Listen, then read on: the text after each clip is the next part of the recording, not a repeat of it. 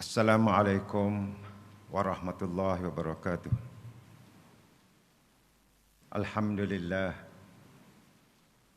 Alhamdulillahillazi arsala rasulahu bil huda wa dinil haq liyudhhirahu 'ala ad-din kullih walau karihal musyrikun.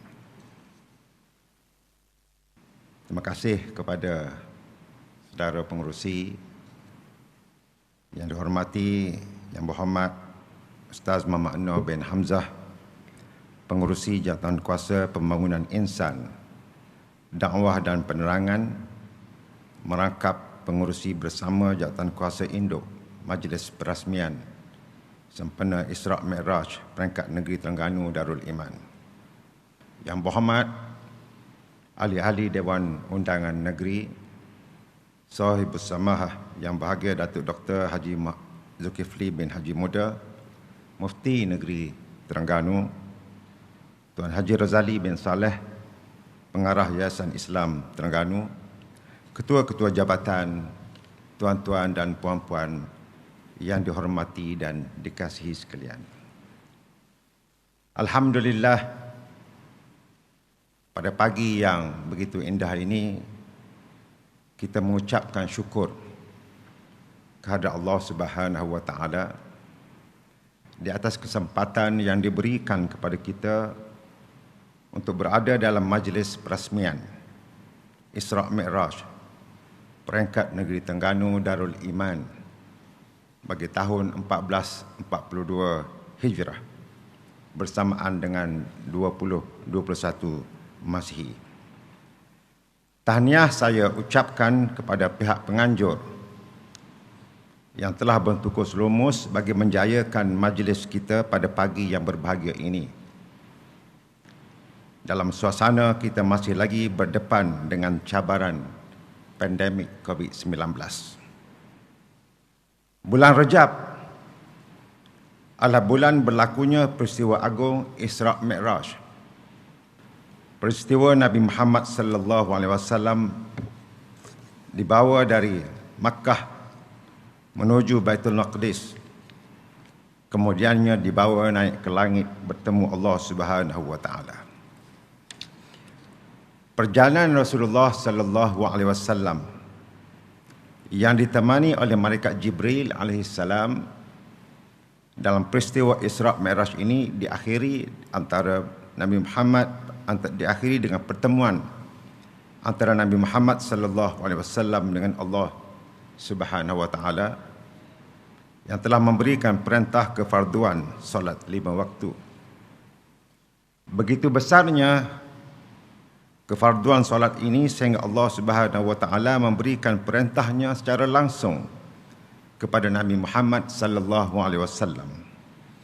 Maka menjadi tanggungjawab kerajaan negeri untuk mengambil inisiatif bagi membesar-besarkan perihal solat di negeri Terengganu.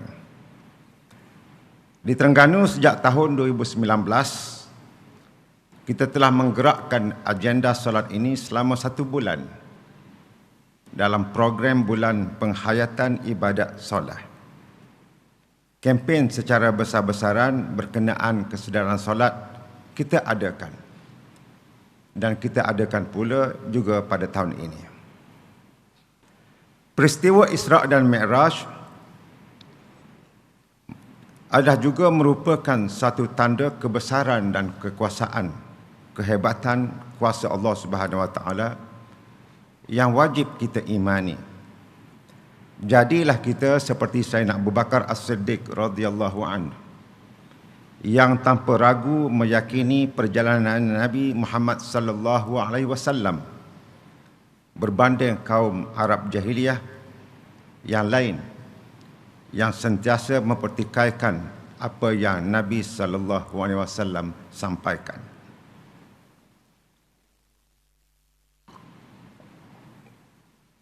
Saya bercakap pada hari ini kepada diri saya dan kepada para hadirin hadirat sekalian bukan sekadar sebagai perasmi majlis Isra' Mi'raj yang kita adakan, tetapi juga sebagai seorang saintis dan seorang jurutera dan yang paling utama adalah hamba Allah yang amat lemah. Perlu dipahami bahawa ilmu yang ada pada manusia, walau dihimpunkan semuanya pun, adalah terlalu kerdil di sisi ilmu Allah Subhanahu wa taala yang Maha menguasai ilmu dan Maha berkuasa. Ilmu pengetahuan dan kefahaman kita dalam apa jua perkara, termasuk dalam ilmu sains, fizik, quantum mechanics, biologi, semuanya adalah sangat sedikit dan adalah berdasarkan pengetahuan kita yang sangat terbatas. Ilmu akan senantiasa berkembang sehinggalah ke hari kiamat. Saya ingin menjelaskan dari Isra' Mi'raj ini dari satu perspektif yang lain. Saya bermula dengan satu hal yang mudah difahami oleh kita semua. Persoalannya ialah bagaimanakah sesuatu gambar atau image atau video itu dihantar dari jarak ribuan batu kepada kita dalam masa real time. Program kita pada hari ini dipancarkan melalui live melalui Facebook. Orang yang berada di depan komputer atau smartphone mereka dapat melihat secara real time walaupun mereka berada di Amerika, walaupun mereka berada di Afrika. Ilmu manusia pada ratusan tahun dahulu tidak dapat membayangkan bahawa suara dan wajah boleh dihantar ke seluruh dunia sebelum mata sempat berkelip. Kita boleh memahami ini apabila kita belajar mengenai gelombang. Gelombang ada dua jenis. Gelombang mechanical atau mechanical waves, iaitu memerlukan pergerakan dan persentuhan molekul atau medium untuk bergerak. Contohnya ialah ombak dan bunyi. Yang kedua adalah gelombang elektromagnetik atau electromagnetic waves, iaitu gelombang yang boleh bergerak menerusi ruang kosong atau empty space dan tidak memerlukan perantara partikel. Contohnya ialah gelombang radio, X-ray dan lain-lain. Gambar daripada kamera televisyen bertukar ke isyarat elektrik yang kemudiannya menjadi gelombang radio, lalu dihantar ke stesen pemancar dan seterusnya ke sistem antena di rumah yang ada dalam televisyen masing-masing atau kepada telefon kita. Sistem telefon atau TV yang menerima siaran menerusi gelombang menukar semula gelombang berkenaan kepada isyarat elektrik untuk membentuk imej dalam skrin yang dilihat oleh kita semua. Dalam bahasa yang paling mudah, imej, gambar, suara, semuanya menaiki gelombang, bergerak daripada satu titik pada satu titik yang lain, walaupun jarak ribuan batu atau kilometer. Ilmu manusia di zaman Nabi Muhammad sallallahu alaihi wasallam ini tidak dapat membayangkan betapa susuk tubuh manusia itu Nabi Muhammad sallallahu alaihi wasallam dapat bergerak dari Makkah ke Madinah dan ke Masjid Al-Aqsa, iaitu perjalanan 1,500 km dalam tempoh satu malam atau kurang satu malam, yang sukar difahami oleh manusia pada waktu itu, pada zaman Nabi sallallahu alaihi wasallam. Ini adalah kerana terutamanya pada waktu itu kita membayangkan manusia seperti yang boleh bergerak secara fizikal semata-mata atau menaiki kenderaan seperti kereta yang bergerak dengan kelajuan 120 km sejam atau kapal terbang Boeing 777 yang boleh bergerak dengan 900 km sejam pada cruising speed, iaitu perjalanan 1 jam 40 minit dari Makkah ke Baitul Maqdis. Hatta kalau disebut pada zaman Nabi sallallahu alaihi wasallam kepada orang Arab jahiliyah bahawa perjalanan daripada Makkah ke Madinah ke Masjid Al-Aqsa akan mengambil masa 1 jam 40 minit pun, tak ada orang percaya. Tapi kita boleh percaya pada hari ini. Sekiranya kita bandingkan dengan pengetahuan kita pada waktu ini, di mana kelajuan bunyi atau speed of sound adalah 343 meter per saat atau 1235 km sejam, dan kelajuan cahaya atau speed of light adalah 300,000 km sesaat. 300,000 km sesaat ini adalah apabila cahaya matahari sampai ke bumi dengan jarak bumi dan matahari 148 juta kilometer, mengambil masa 8 minit dan 17 saat.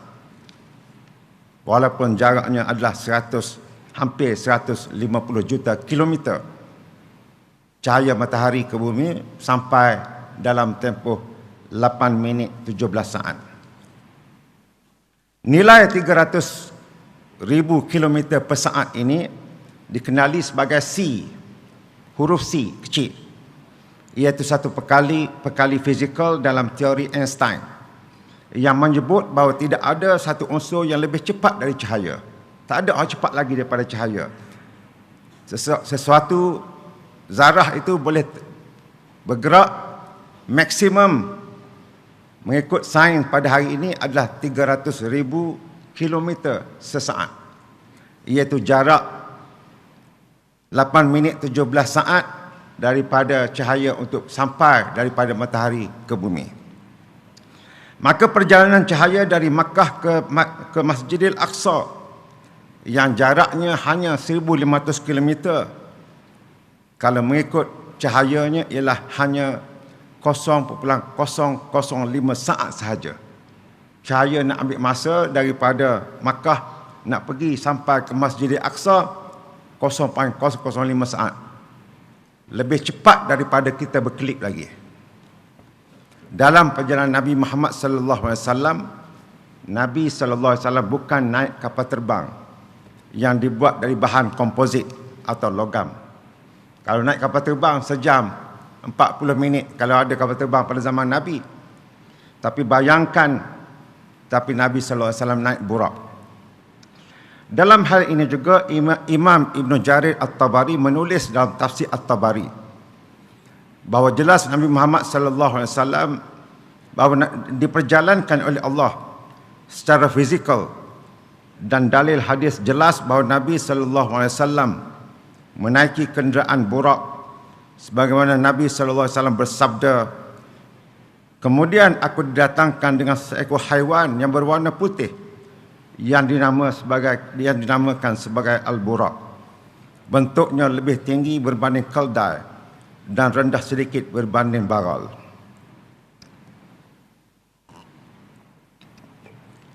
Dalam hal yang lain, iaitu hadis Muslim nombor 2996, dijelaskan oleh Nabi sallallahu alaihi wasallam bahawa diciptakan malaikat daripada cahaya. Maka kalaulah, yang mudah kita faham, kalaulah burak juga dicipta daripada cahaya, maka tentulah kelajuan cahaya yang bagai kilat yang hanya mengambil masa 0.005 saat untuk bergerak daripada Madinah untuk sampai ke Baitul Maqdis, maka tentulah manusia tak sampai akal nak fikir ilmu yang ada pada hari ini. Tetapi munasabah, kerana kalau sesuatu kenderaan itu dibuat daripada cahaya, maka bolehlah bergerak sepantas cahaya. Kalau kenderaan itu daripada cahaya, mungkin sepantas cahaya atau lebih pantas daripada cahaya lagi. Jadi kalau lebih pantas daripada cahaya atau sepantas cahaya pun, maka munasabahlah mengikut kajian moden ini perjalanan yang ditempuhi oleh Nabi sallallahu alaihi wasallam. Di sinilah kita wajib bertambah yakin bahawa betapa kerdil dan ceteknya ilmu manusia seperti kita ini. Tetapi manusia tetap menjadi sombong dengan meninggalkan ajaran Nabi Muhammad sallallahu alaihi wasallam di muka bumi pada hari ini. Sebelum menamatkan bicara, sekali lagi saya ingin ucapkan tahniah dan terima kasih kepada pihak urus dia, jabatan-jabatan agensi dan semua pihak yang menjayakan majlis yang sangat bermakna pada hari ini. Semoga usaha kita ini dikira sebagai amal jariah oleh Allah Subhanahu wa taala. Sebagai akhirnya, dengan lafaz Bismillahirrahmanirrahim, saya merasmikan majlis Isra' Mi'raj peringkat Negeri Terengganu Darul Iman 1442 Hijrah bersamaan dengan 2021 Masihi. Semoga mendapat keberkatan dan keredaan dari sisi Allah Subhanahu wa taala. Wabillahi taufiq wal hidayah. Wassalamualaikum warahmatullahi wabarakatuh.